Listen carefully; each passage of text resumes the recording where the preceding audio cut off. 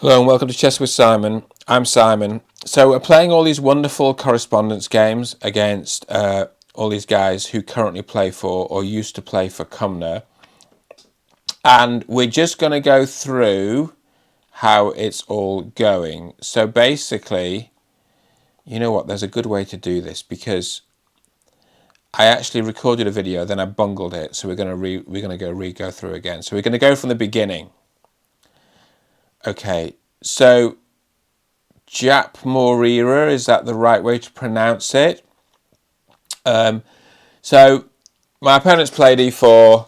I'm assuming that the Najdorf and the Grunfeld are the two ways that you equalize against e4 and d4 respectively.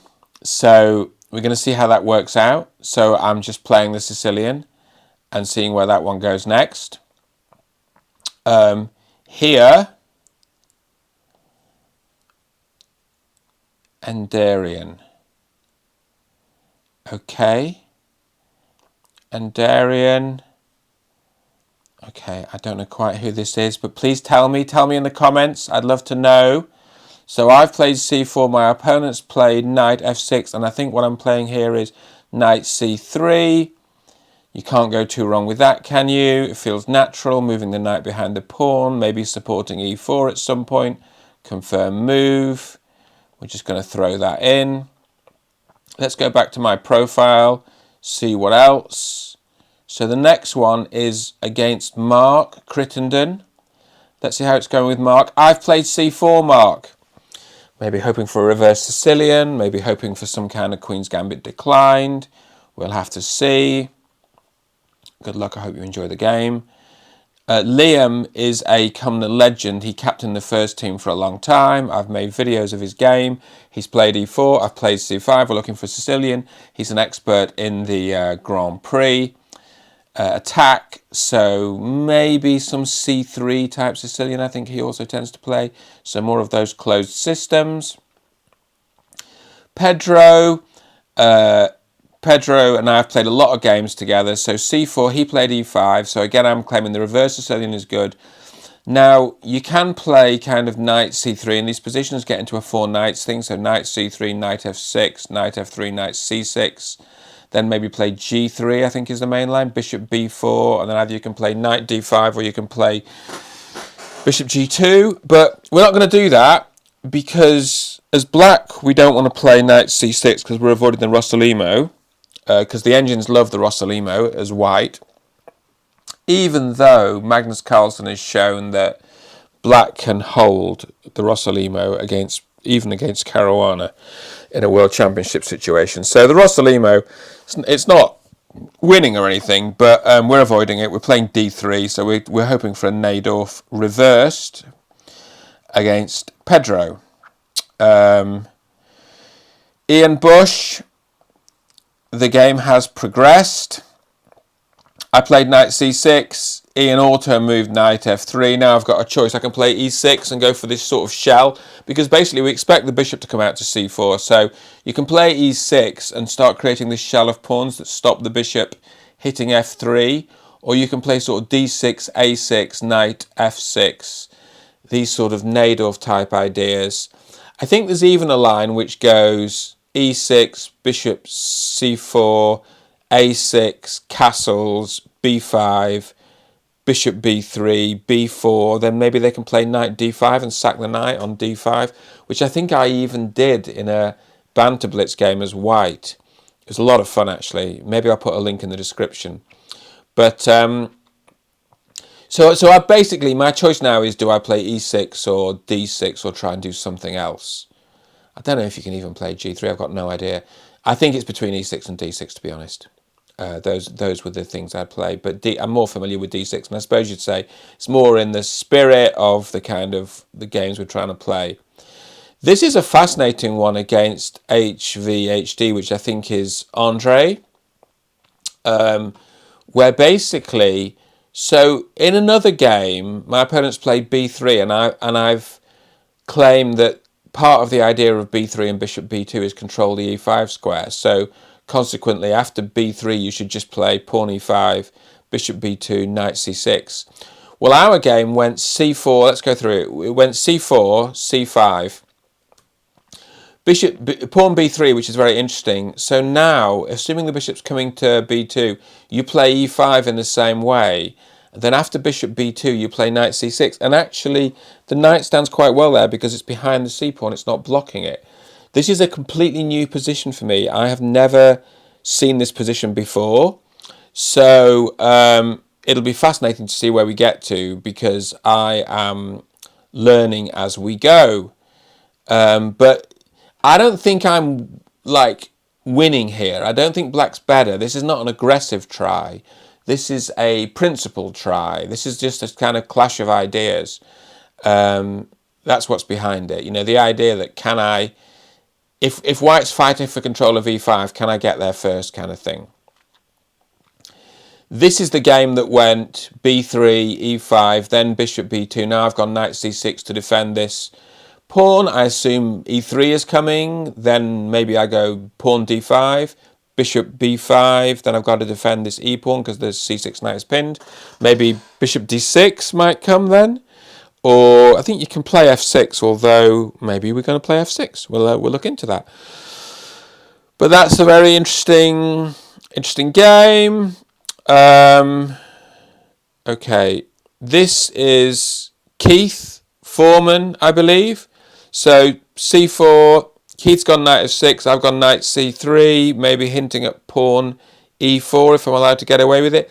I suppose what's interesting is Keith could play e5 here, and then he's got me into this kind of Rossolimo type business. You know, e5, I'll probably go knight f3, I'll probably go knight c6, then I'm maybe I'll go d6. We'll see, won't we? Let's see what. But I mean, I don't know what Keith plays in this position. He might play g6, get into some kind of King's Indian type business. That is all possible. Nick. I'm being very cautious with Nick. So it went like this. He played knight f3. I played knight f6. c4, c5. I'm just copying him. But the point is, this is quite deep because after c4, I want to be playing the Grunfeld against d4. But if I play g6 here, white plays knight c3, and there's no bishop g7 because white can play e4 and basically push you into a King's Indian. Then you can't play d5 because you lose the pawn.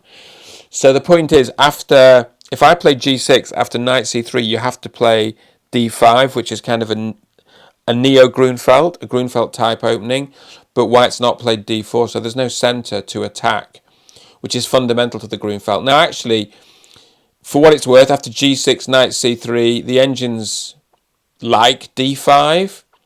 That's the engine move as far as I can remember, but I think we're trying to avoid that. I don't really know that line.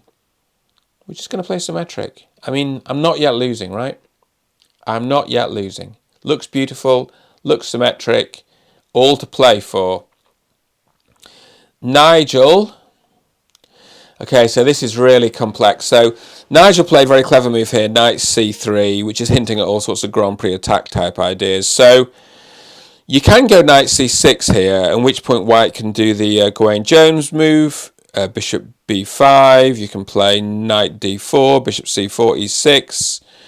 But also white can just play f4. But I think after f4, knight c6, f4, white's attack isn't too dangerous. Now, I remember Danny King and Peter Lecco were commentating on one of these elite games, and they said, well, Danny King was like, d6 is really dangerous here because they can play f4, and on the British Grand Prix circuit, you know, people were always winning these games. Peter Lecco kind of said, wow, these days I think modern chess technology can cope with f4 against d6. So I think we might be about to find out. I don't know, but f4 is a dangerous move in this position against d6, because the point is, in the standard Grand Prix, it goes e4, c5, f4, you go d5. But with d6, we're sort of committing to these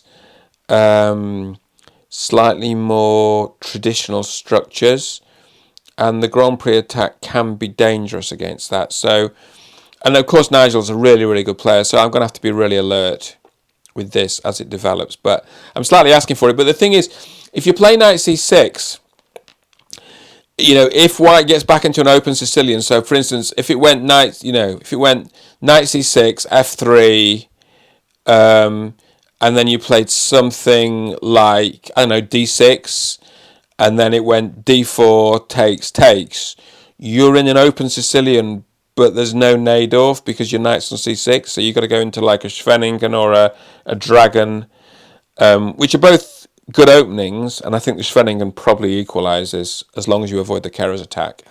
But but I don't know, have you avoided the Keres attack in that line? You probably have, haven't you?